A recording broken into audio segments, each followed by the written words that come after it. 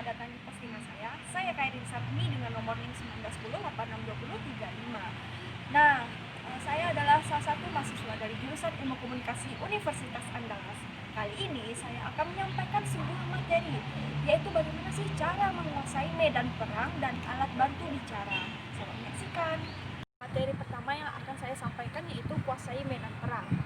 Pada awal public speaking, kita tuh harus mengetahui bagaimana kondisi alat panggung kita untuk melakukan public speaking tersebut, agar nanti kita memiliki mental yang lebih siap untuk bisa mengatasi permasalahan-permasalahan yang timbul di pertengahan, dan kita bisa menemukan solusinya dengan cepat gitu. Selanjutnya saya akan memberitahu apa saja sih yang harus dikuasai saat medan perang tersebut. Yang pertama itu meningkatkan karisma seorang pembicara. Pertama itu ada meningkatkan karisma diri. Untuk menguasai panggung, kita itu harus memiliki karisma yang tinggi. Dengan karisma yang tinggi, kita bisa menyampaikan seluruh materi yang kita punya kepada audiens, dan audiens pun bisa lebih menyerap apa yang kita sampaikan. Nah, bagaimana sih kita tuh memiliki karisma yang tinggi ini? Yang pertama itu adalah dengan meningkatkan kecerdasan. Nah, tingkat kecerdasan seseorang bisa diukur atau bisa dilihat dari bagaimana dia mengutarakan atau berbicara dari pendapatnya atau gagasan-gagasan yang dia punya. Nah, kita bisa juga meningkatkan kecerdasan kita dalam berbicara itu dengan banyak membaca, karena dengan banyak membaca kita akan berbicara dari hasil bacaan kita tersebut. Kedua yaitu ada kedewasaan sosial, yang mana kita bisa memasuki lingkungan orang-orang yang berada di bidang bisnis atau bidang sosial lainnya. Nah, kita juga bisa memasuki bidang-bidang orang-orang yang bergerak di aktivitas sosial lainnya, seperti bakti atau ya seperti kayak kerja sosial lah, seperti itu. Lalu yang ketiga ada kedewasaan emosional. Ini perlu dibutuhkan oleh si pembicara agar nantinya kalau dia tuh mendapati suatu permasalahan di pertengahan yang menjadi public speaking, dia bisa mengatasinya dengan cepat, dan dia tahu solusi apa yang tepat untuk mengatasi permasalahan tersebut. Yaitu kepercayaan diri yang tinggi. Sebagai pembicara, kita harus bisa menjadi diri kita sendiri dan rasa nyaman. Kenyamanan inilah yang bisa diartikan sebagai kepercayaan diri yang tinggi. Kelima yaitu keahlian komunikasi. Dengan kita meningkatkan skill kemampuan komunikasi kita dan terus dilatih secara konsisten, itu akan bisa meningkatkan karisma diri kita saat berbicara. Membangun kredibilitas seorang pembicara. Kredibilitas bisa diibaratkan sebagai prestasi yang dibangun di mana setiap aspek dalam diri kita merupakan suatu teladan bagi orang lain. Kredibilitas tidak bisa muncul dalam waktu yang singkat. Kredibilitas harus dibangun dalam jangka waktu yang panjang. Hal tersebut dikarenakan kredibilitas berkaitan dengan kepercayaan orang lain terhadap diri kita.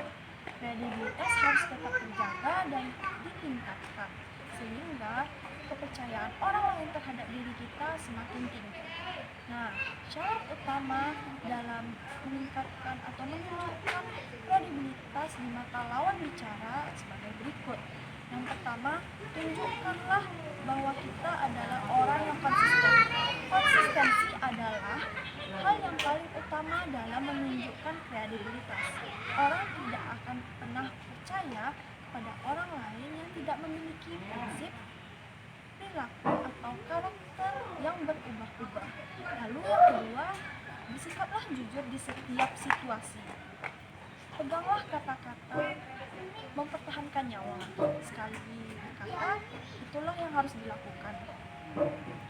Sebab kebohongan adalah angin yang paling berbahaya yang bisa merubuhkan bangunan kepercayaan terhadap orang lain. Lalu yang ketiga ada bangunlah kredibilitas dengan menjaga citra, perilaku dan gaya berpakaian. Tunjukkan bahwa kita ini adalah seorang pembicara yang kompeten dan bisa dipercaya. Cara berdiri, berjabat tangan, serta berbusana, bahkan cara tersenyum akan menunjukkan kredibilitas kita. Lalu yang keempat, jadilah pembicara yang memiliki dan mempertahankan prinsip. Memegang prinsip adalah kunci untuk menghindarkan kita dari kesalahan yang fatal. Karena prinsip itulah yang sesungguhnya dapat membuat orang percaya pada kita. Yang kelima, berbicaralah apa adanya. Jangan ragu mengakui kekurangan diri dan meminta maaf.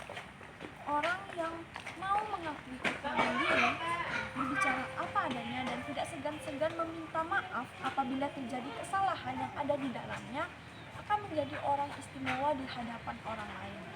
Yaitu meningkatkan kemampuan persuasif.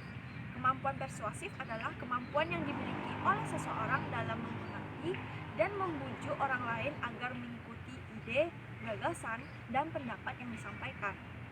Kemampuan persuasif adalah salah satu persyaratan atau prinsip yang wajib dimiliki oleh seorang pembicara. Nah, prinsip-prinsip dasar yang perlu dipahami dan dikuasai agar mampu membujuk dan mempengaruhi lawan bicara sebagai berikut.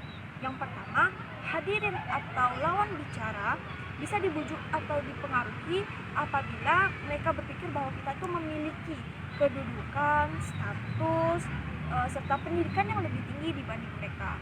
Lalu yang kedua itu ada hadirin atau lawan bicara bisa dibujuk atau dipengaruhi apabila mereka melihat ada imbalan atau keuntungan dari apa yang kita sampaikan.